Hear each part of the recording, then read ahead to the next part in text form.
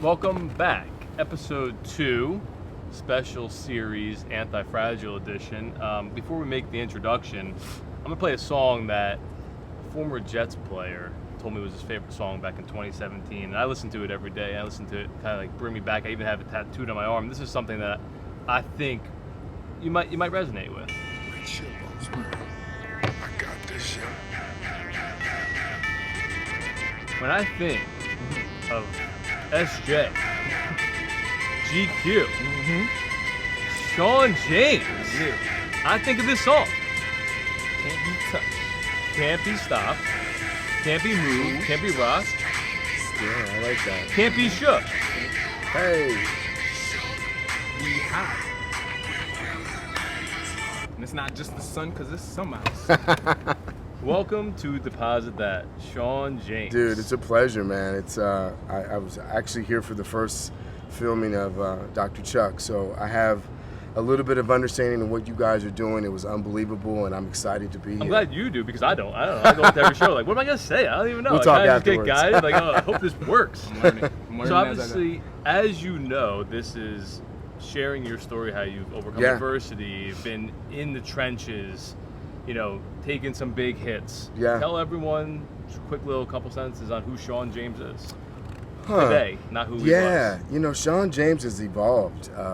I'm someone that I grew up in the Midwest, and I grew up with great family values, a great mom and dad. I'm an only child, and I really just feel like my journey from the league, from Minnesota to Chicago, to New York City, has evolved in so many ways, and I try to look at my life now through decades. I think my 20s to my 30s to my 30s to my 40s and my 40s to my 50s have all been different, and I'm a different person, as I think everyone should be. But I always say this: I could never give back New York City what it's given me. New York City's given me you. It's given me you. It's given me Dr. Chuck. And I think the ideal of why New York City is, as much as there's days I hate her, she's the girl that got away that I could never, ever replace. She's the girl that has the ability to go 265 miles an hour if I wanted to, but I'll never probably will. She has everything that you could ever think of, intellectually, socially, spiritually. And so my life I grew up here. I've been here since I was 24. I moved here in 92, and now it's 2024. My life has changed so much through the ability of being able to meet people like yourself, being able to diversify my thought process, being able to understand so many things that I really love. I thought early in my life that I wanted to be a doctor because I love science so much. So I've always gravitated toward doctors. That's why when I was listening to Dr. Chuck's interview, I just was motivated in so many ways. And then there were guys like you that were just go-getters, networkers, but more importantly, I gravitated toward the guys that were curious. You know, Wall Street is a bunch of Harvard, Princeton, Ivy League guys that sometimes they might have the title, but they're not you. Nothing behind them. Yeah, and I think, and I say that in honor of being here, is curiosity will always trump education. And I'm gonna tell you why. Curiosity has the ability to, you want to learn about it. You don't just need to know it. Education is knowing it. Curiosity, you want to know more. Why? Why does that work the way that it works? And those are the guys that I've gravitated toward my last decade from 45 to 55. Is curiosity, because I'm a curious person. Did you dismiss them the first 45 years of your life? No, I think coming into it, if you don't have a handbook and you don't come from a pedigree of things that you think matter, you know, here I'm in the financial game, and you know, people, first thing they ask me is, what grad school did you go to? I'm like, grad school? What are you talking about? I went to college. Like, what? Why are you like? And these were things that were part of that checklist of them shaking you down. Yep. You're being shook down. Sniff test. Yeah. And so, you know, if you didn't say an Ivy League school or you didn't say X, Y, and Z, and I started to see other people in the game kind of manage their lives based off their resume, and in reality they couldn't do shit. At all. Would you say that an individual's degree determined the type of treatment he got, or was it the knowledge that he held? Well, I think when you're young, those things matter because they're in New York City. Those things do matter. You know? Status. Yeah, it's nepotism to the fullest. My dad wasn't on a board of directors at J.P. Morgan. My dad didn't have access. My dad's a upper middle class engineer in Kansas, and I didn't think about those things. You learn quickly when you move into the city that those things become status symbols. But more importantly, as men, and why you created this beautiful table, open table dialogue, there's fear because every man is trying to jockey himself to get that girl, to get that apartment, to get that job. Indeed. And this right here kills that because we're having open dialogue about our own inabilities, but more importantly, we're vulnerable with one another, which actually opens up the ability to learn. And growth. Right? Indeed. You're not saying I don't know that, or I don't know what I don't know, because there's fear of someone being smarter than you. And as soon as you don't need to know everything, but you have resources to get those answers, is when you're going to actually be able to open up your brain and actually elevate yourself to be better. At what point in your life did you feel like you were ready for that next level of growth, or that other challenge, or to jump back into the trenches, or give yourself more of that pressure cooker opportunity? I want to say 40. At 40. At 40, I owned an apartment. I was making money. And then 2008 hit. A little bit of money that I had in the stock market was gone. Went through a horrible divorce. And How long did it take you to come out of that? 3 years. 3. 5 years mentally. Yep. And for any man out there or woman, if anyone says that the divorce was easy, they're lying to you. Yep. There's mentally, emotional things that happen to you as a man that are tied to how you grew up. And I grew up, my mom and dad are still together, and it hurt me tremendously. I was envious, I was mad, I was angry. And my faith allowed me to forgive and to move forward. Now I celebrate her. I'm happy for her. As a lesson? Yeah, that we didn't work out, but I'm happy for her. But that in itself, going back to that manhood and that alpha and that leader, I thought I was. I felt like all of it. I'd worked so hard to actually be someone in New York and to live on the Upper West Side and have all those things that meant something, or wear the right watch. All these hypothetical, superficial things that didn't mean anything when actually, as Dr. Chuck said, I had no love. I didn't have the support. I didn't have someone that had my back. I didn't have someone that I could look at in the morning and be like, if everything fails and I lose every bit of my money, will she still be here? And that was a wake-up call for me. Dangerous, right? Dangerous thought. Dangerous thought. Well, I have a tough question. This is anti-fragile. So I'm gonna ask you a tough question. Do you feel like within that, it was any corrections that could have been done on your part from the balance and personal standpoint? if you're a real champion and a real leader, I don't care what anyone says, you're always going to put it on you. Felt it was me, I felt her. Right? This is how I am. If I fumble the ball, it ain't, the coach is going to say it's the team's fault. Sean made a lot of plays prior to that. No, I fumbled the ball. Right. So that was my fumble. So that was part of the depression and the mental illness that I went through trying to figure out what I did wrong. Right? On the end of that, I didn't do a lot wrong. We just weren't meant to be together. Right? And that's part of the growth of being able to say, hey man, ego has destroyed so many men. Do you think that's when you lost your ego during that 3-year period? Understanding that? I think that's the last piece of it. The closing. Because a woman has the ability to complete you. See, the woman that you walk into is a status of how other men look at you. Indeed, I agree. And as many people that don't want to admit to that, it is. And it could be physically, it could be how she holds you down, it could be walking into the room and saying, hey guys, do you need a drink? If my woman does that, in the eyes of all my friends, I'm the man. Absolutely. King. So prior to 20 to 30 and dating and making money and living life and being a bachelor, none of that meant anything, because at the end of the day, I wanted to be my dad. I wanted to have a family. I wanted to do things that were tied to children and life and living. And you knew that all along. I knew that all my whole life. And I felt like through my 30s and making money, losing money, getting married, and then all of it in 5 years was gone. My bank account doesn't look the same. I'm not the same man. Back to being empty. Right. Going to therapy and having a therapist saying, hey, dude, you were Sean James before you met this girl. And I had to think about that. I'm like, yeah, I was. So to your point, yeah, ego, that was the last end of understanding that ego also ties to the woman that you're with. Because when the woman you're with leaves you or it doesn't work out, it's bigger than any guy in the room.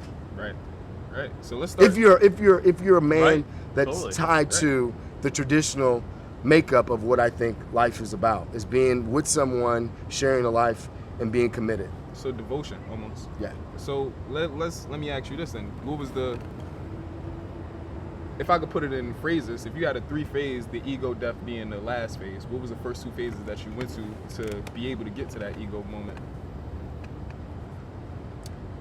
I think every man that has had any kind of success, I'm a kid from the Midwest, so a lot of the culture through the Midwest is sports.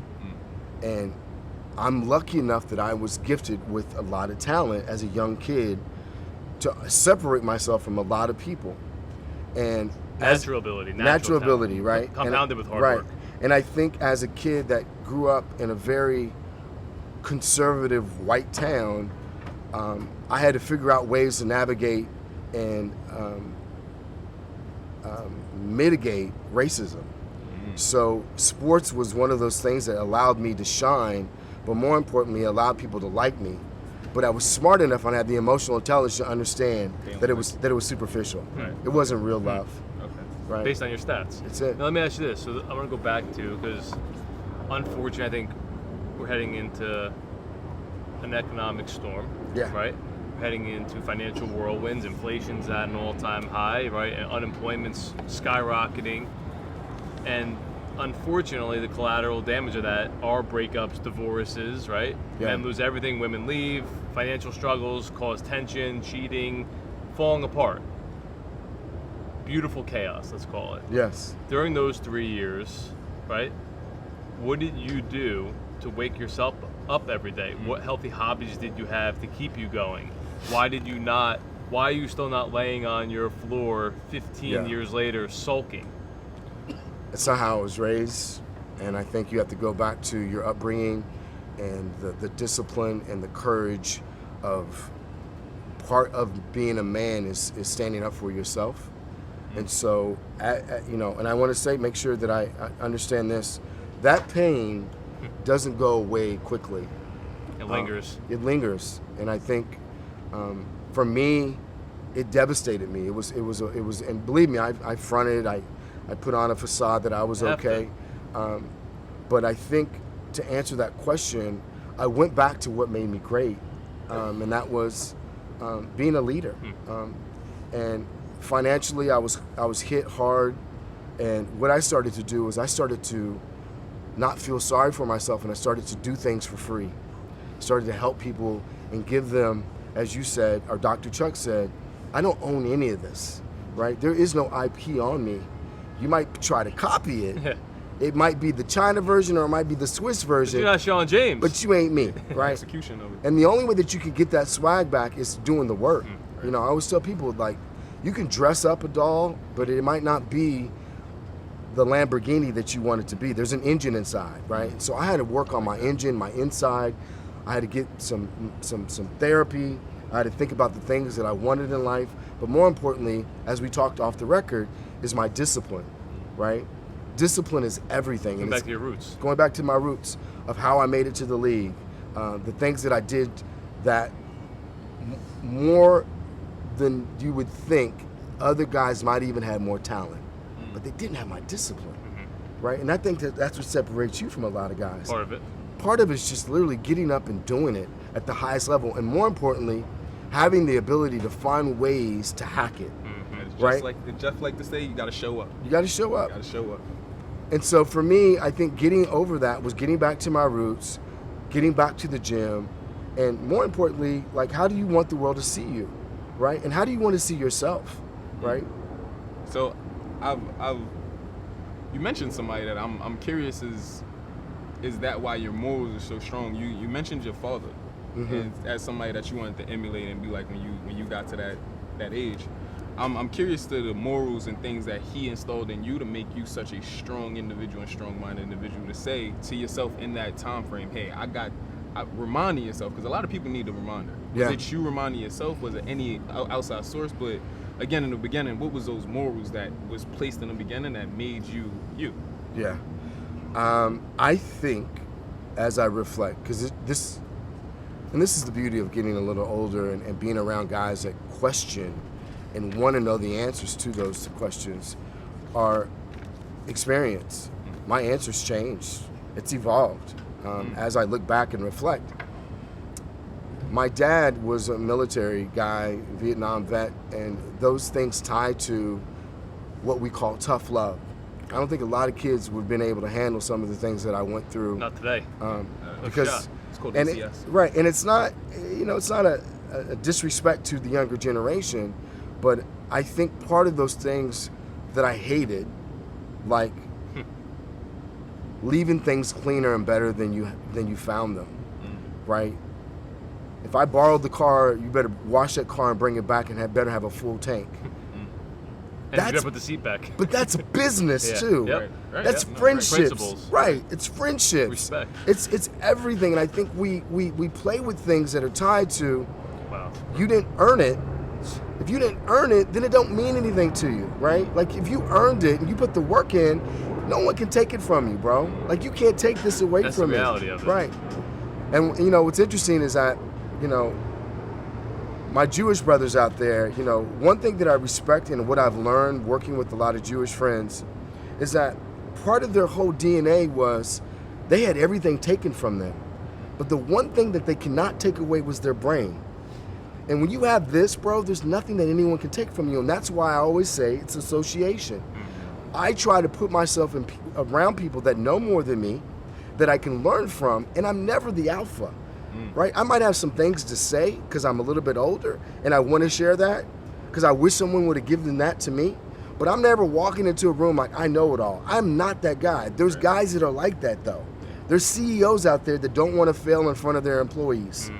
There's guys out there that have such big egos that they can't be X, Y, and Z in front of anyone. And so now you're living a facade. And my theory is you got to be the same guy in every freaking room. If you're not, you're a fraud. I'm the same guy in the bedroom. I'm the same guy in the bathroom. I'm the same guy in anything that I do in life. Well, I hope you're not the same guy in the bedroom. That's a little... So he didn't play running back for fucking no reason. Hey, let's give him the ball. That's it. Let's put it this way. I clean it up and I make it better. That's all I gotta say about the bedroom. I was thinking more like hitting the hole. I don't know what you guys think, right? The guy, That's it. Hit it. Hey, call it what you want. And all the ladies out there, take that any way you want. But I clean up and I make it better. If I wanted to delay this, I'd put on Trick Daddy, take it to the house. I don't know. So, you mentioned about the connection that you are willing to have with the people below you or the people underneath you, understanding that. Even if you're up here, you got to understand every asset and every level of your building. How do you do that? How do you stay connected to those people? How do you? I think it's time management. I think as you get older, I was lucky enough to meet Mark Cuban, and one of the things I got to ask him is like, how do you manage your life when literally I get 200 emails a day, and I'm just a little Sean James. How does a Mark Cuban micromanage his life? And the thing that he said to me is that he goes, I have 5 mini Marks, and they vet people before they get to me. So what happens is Jeff has a really good assistant, or he has a managing director that works underneath him, or Dr. Chuck does, or you do, and we start to create guys that believe in our value system, but more importantly, how we do our business. And they have the ability to screen people before they actually get to you, because that time's so valuable. 80% of my day is time and thinking. 30% or 20% is executing or strategy, and 10% is executing. The problem is everybody wants to execute, but they have no plan. So I reverse engineer that, and I think about everything before I actually get to the strategy, and then execute is like 10%. Because once the ball's kicked to me, I was a kick returner. It's a lot of focus, man. The ball's going this way, right? Punts go this way. Kickoffs go this way. And the beauty of that is that I can look at the ball, look, and I don't have to worry about that first line of defense because they're trying to take your head off. But by the time I build speed up, it's usually 30, 40 yards, I'm at my top speed, it's going to be a collision. So all that thinking is gone out the window. Now it's time to execute. And that's kind of the way I run my business. What was it like the first time you put eyes on your daughter? Yeah. Ooh. That's that anti-fragile. That's when we shift the segment. That's the anti-fragile. You might. Because you said your whole purpose, a lot of your mission was having a family in it, and obviously a year and a half ago, your daughter was born. What did that do to you? I think I never thought it would happen. Be it my situation and understanding that I was older and that getting into a relationship with someone would probably be around the same age as me. So a lot of my friends in the Midwest, all of them have kids in colleges. Probably almost grandparents at this point, right? 55? So a lot of that was tied to also just like understanding that this probably won't happen for me. So you wrote it off? Yeah, I wrote it off. I didn't think it was going to happen. Really? Yep, God changed that, didn't he? Yeah. Down 10 with 18 seconds left. You left the stadium? Yeah. Oh. So Chuck, you hear this? Oh. So for me, I have to cross that anti off for a minute, but I'm glad we brought you back. Yeah, for me, it was. Doesn't Drake have a song called God's Plan? Indeed. My son was born. That's my son's birth song, I think. Even though I think Kendrick won that battle, I got to lean on my light-skinned dude and say that was my song, based off like I just didn't see it happening, and so it changed everything, man. Perspective, and I think going back to that experience as I've been in relationships with women who have had children. There's something to say about looking at a piece of you, a piece of your own DNA, and knowing that some of those behaviors and some of those gifts might be a part of you. Good and bad. Not might be, they are a part of you. And that's a realization that I don't think until you actually, what is the phrase? You're not a full adult until you have someone that relies on you and looks at you for every responsibility.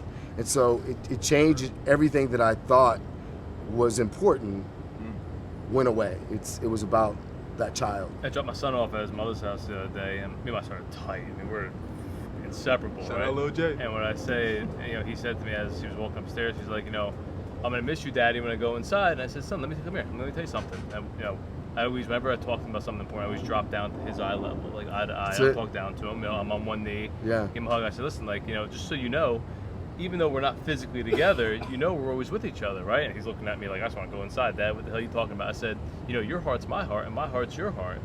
And he got that, All right, Daddy, I love you. Gave me a hug, ran back inside, and that was it. Didn't call me to say goodnight, but whatever, right? I tell you that because that's the reality of it, right? Like, you did make that, and who you are is who your kid has instinctively. I think that's just the most beautiful thing. But again, bringing it back to the whole anti-fragile component. What was one situation in your life, I'm sure you had many, where you were heading down that fragile, poor me, feel sorry for myself victim, and it may have been through your divorce, where you literally had to pick your own self up off the ground, shake, off the dust, the dirt, the blood, sweat and tears and all that, and hit that hole again? I probably was after my divorce and really just, you just don't think something can hit you that hard. And then you've been hit by some hard guys. Yeah, and there's components to it because you live in New York City and the reality of just like, this place is not easy if you don't have money. At all. And I don't think a lot of people out there realize is like most cities you could figure out a way, but my lifestyle at that point, I didn't want to change. $10,000 a month minimum. Yeah, so the ego part of literally going home and my dad saying, well, don't you own another apartment? Won't you move back into it? And I'm like, Dad, there's no way I can move back into a studio apartment. I just came from this. Look. Yeah, I just left this 2-bedroom apartment and the reality of going back to a studio. And he goes, well, it's on the Upper West Side. Like, humbling. So that was a check moment of like ego and downsizing and getting my shit back together. Regrouping. It's actually going to the huddle. Yeah, regrouping. And taking that getting that hit and that bell ringing and literally saying the quarterback just said 27 counter, bro. You're the 2-back. You got to go to the 7 hole. Get in the ball again. Let's go. Yep. And so you have to really go back to those things. And I say this, that was my standard. I had to get back to my standard. So going back to the huddle. Going back to the huddle and knowing that I'm not going to be bad. I never ever accepted average. I'm going to get a yard. And good is getting a yard. And above average or great is 3. And if I break 5, it's over. See you in the house. It's to the house. So I had to get back to that mentality, which was basically my standard, right? And that's where we all as men, we got to realize what our standard is. In women, in life, in business, it goes back to that integrity and that courage to be able to say, hey, you know, I love that you said that, you know, you said something earlier, I can't remember, I don't know if it was Doc or you, but it was love. And I've always looked at love as love is not a feeling, man. Love is doing something beyond what you feel. And for me, I was like, yo, you're not gonna stop me from the love that I have to give to people. I don't wanna change my demeanor and who I am based off this bad thing that happened to me. And when you do things beyond what you love, that it's like being a parent. Your kid's gonna drive you crazy. Loving them is going beyond what you feel in that moment and giving them everything that you can, knowing that they might not take it. Absolutely. Would you describe that as unconditional love? Yes. Yes, most definitely. You know, because I think most people fail with unexpectations of communication. When people want things for you and you don't know that they want them from you, but they haven't communicated that. So it's a matter of what we're doing right now is we're communicating. And that's where things fail in business, they fail in life, they fail in relationships, they fail in marriages, because there's this unexpected, well, man, you were supposed to give me this, you're supposed to give me, but bro, we didn't talk about it. Right. What's your game plan? Yeah. So I got a young guy question. For the 20-year-old, 27-year-old out there that is watching this video, he's admiring your structure, the way you're carrying yourself, the inspiration that he's building from just a man's man. What would you say, and he's in the moment of not understanding himself, losing himself, what would be one of your 1, 2, 3, 4, 5 steps that can help him get up out of that if he doesn't have it? Yeah. The success you want is the work that you don't want to do. And I think you got to do the work. I think that we live in an Instagram, social media visual, even for the girls, man, like everything is dopamine. It's their very best. And what people don't see is that, you know, I got this cute little outfit on. I get dirty, man. Like there's dirt that you don't see. And I don't put those videos on Instagram. So out there, if you're young, the success that you want is the work that you haven't done or you don't want to do. And it's not going to go anywhere. You have to do the work and find someone to help you do the work, you know, and the biohack, like life experience is going to someone that knows more than you and he has more than you. And the quicker that you get to someone that knows more than you, the more you're going to learn, right? That's why this table is so important for everyone. And the question that you asked is so important. I know more than you. I have more than you because I've done more than you. And it's no ego involved. I've just lived a little bit longer. 28 more years on the earth. That's all. Right. And as soon as you're like, oh, this OG thinks he, and I love that you broke that down. Like, people don't get this, man. OG doesn't mean original gangster. OG means that's the guy that everyone looked up to and he was able to give you game. Give me honest. That was beautiful that you said that. Absolutely. And people don't understand that all you guys are doing in Doc's interview is giving game. And it's not based off them being smarter than you. They just done more than you. More time on the earth. That's it. They made more left turns. And we don't want to talk about our left turns. I just gave you guys my left turns. It's ugly, right? But navigation and my faith has always given me the ability that your faith will allow you to push that navigation. And navigation will also get you to the end, right? The journey might be had to say, hey, we're going to go here to get to Newark. But at the end of the day, there could be a roadblock. And then the navigation goes, oh, we got to go here.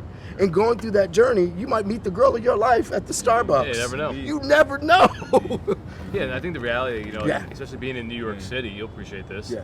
You know, when I was, I'll tell you, it was 2017. I just got into a room of very wealthy guys in the private money space, right? And I was like thinking I'm hot shit because I was making $500,000 a year, you know, since 24, you know? And I control my destiny. The outcome, I could have made more if I wanted, but I also played 120 softball games a year, but I'm still doing great. Yeah. And I never forget, this one guy was like, yeah, I make $500,000 a month. And I was like, wow.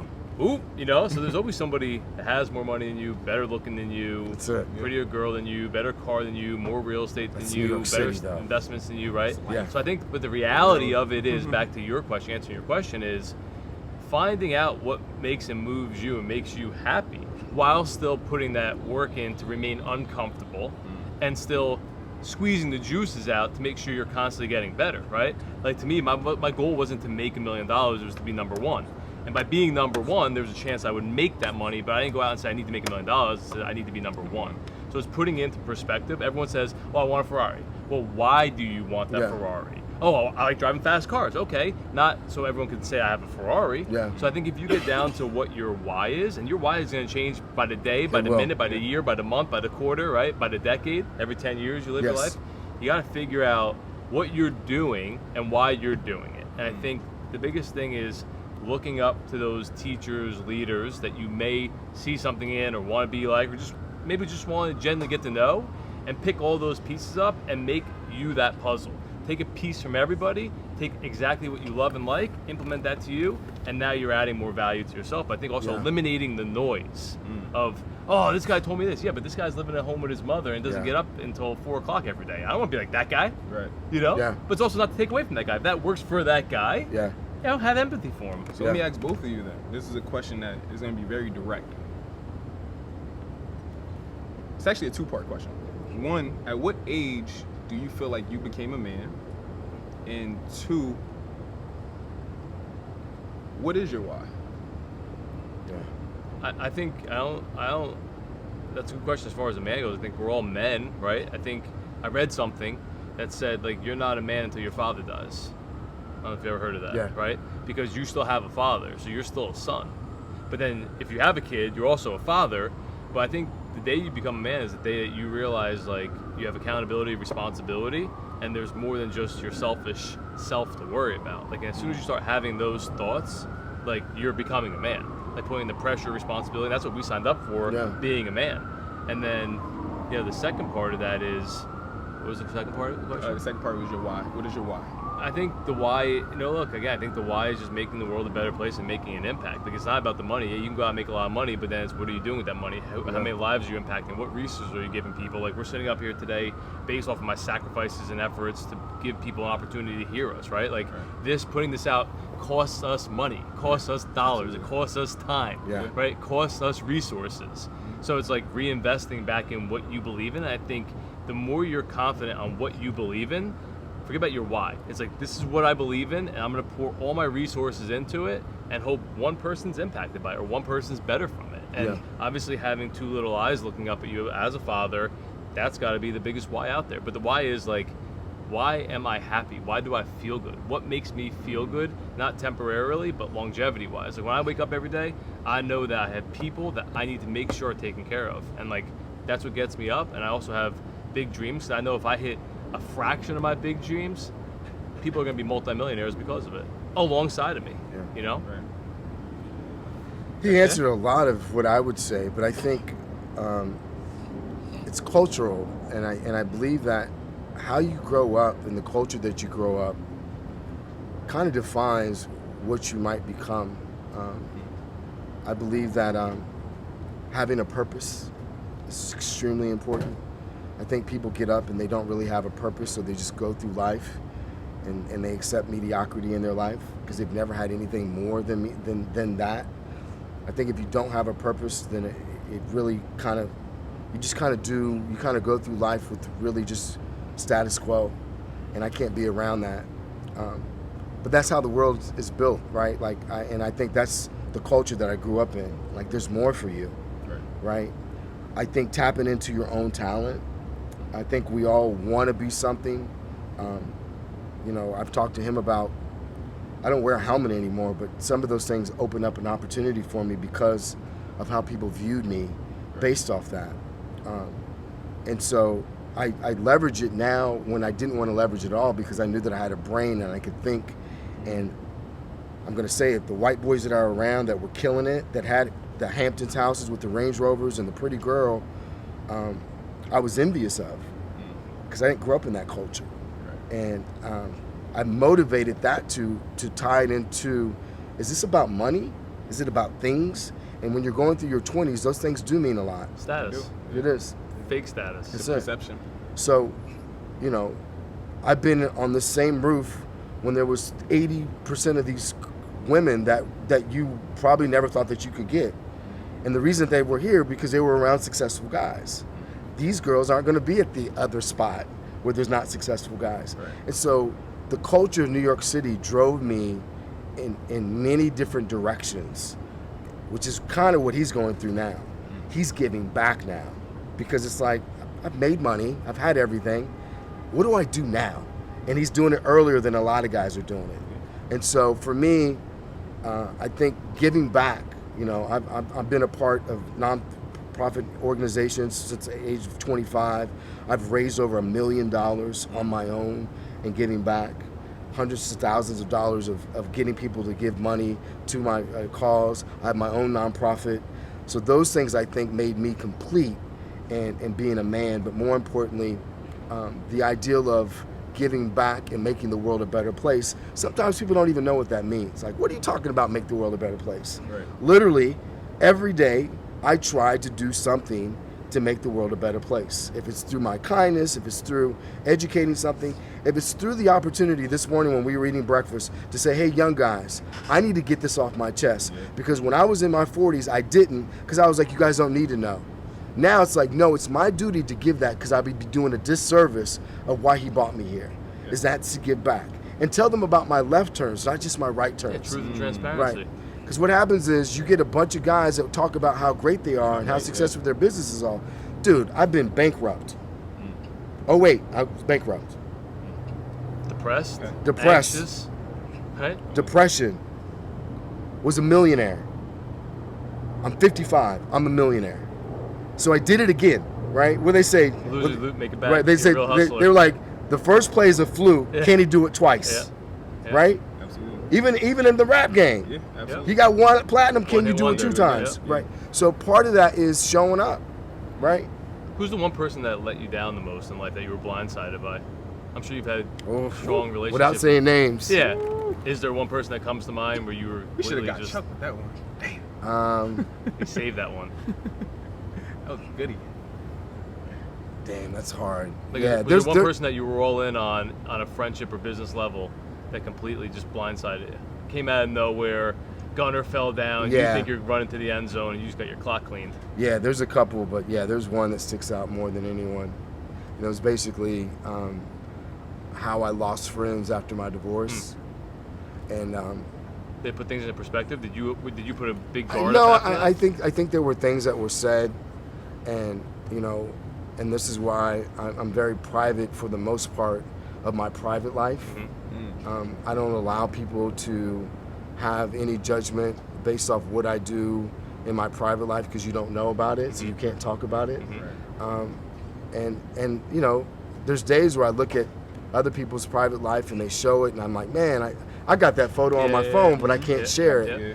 But going through that, I saw that by me not standing up and telling my truth, that they were going to believe whoever they wanted to believe, and they weren't your friend anyway. Yep. So the tie-in was why she was doing all the things that she was doing to get people not to like me or to take her Poison side. in the well. Right.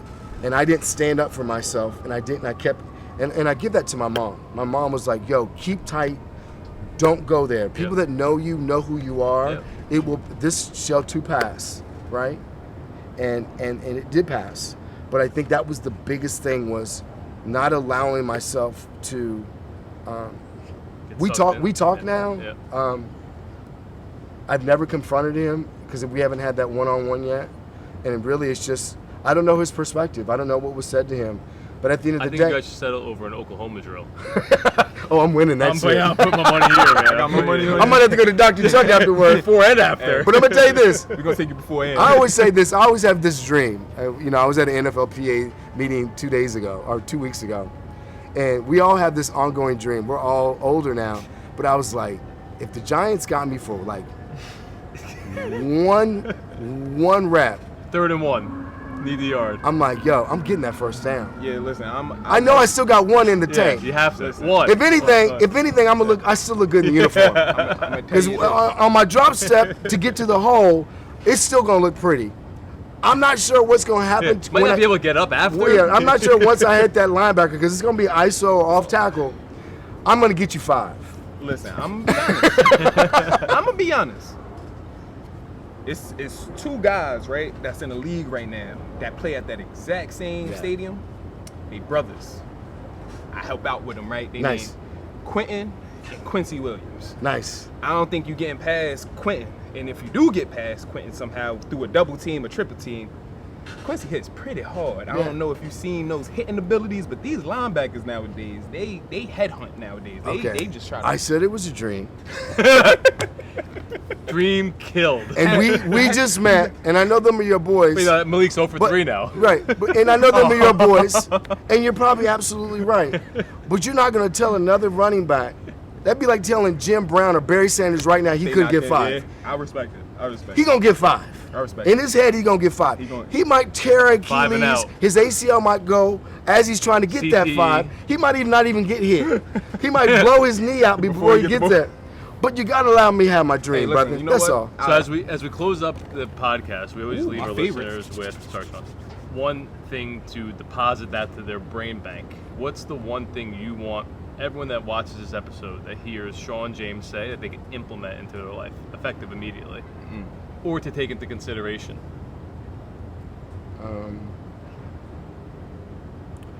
This is the belief system. It's more of a belief system, and then maybe I can elaborate. I always say know before whom you stand. And what that means, it's from the Bible. Like, be able to have the self-awareness and the vulnerability and the empathy of knowing who's in the room. And I think, especially for young people, I was so aware of the rooms that I was in and who to listen to. And that, like, think about what it says, know before whom you stand. If you don't know that Dr. Chuck is a PhD in science, your success in business, or author, your success in management and doing whatever you do, if you don't have that ability, how are you going to actually get gain from anybody if you don't know who stands before you? So I say always, know before whom you stand, good or bad, smart or not smart, because that awareness allows you to understand the room, and rooms are important because you're going to be in rooms. The second part would be, I said earlier, the success that you want is the work that you're not doing. I think it's extremely important that everybody wants to be successful, but they don't want to do the work, right? Like, you can't take away the things that I've done to get to where I'm at. And if you don't have the respect for that, as men do, that's part of our honor code, right? And when you walk into the room, you're like, yo, like, he don't even know, but like, I have the awareness, I know what he's done in the world. Been through it. Right.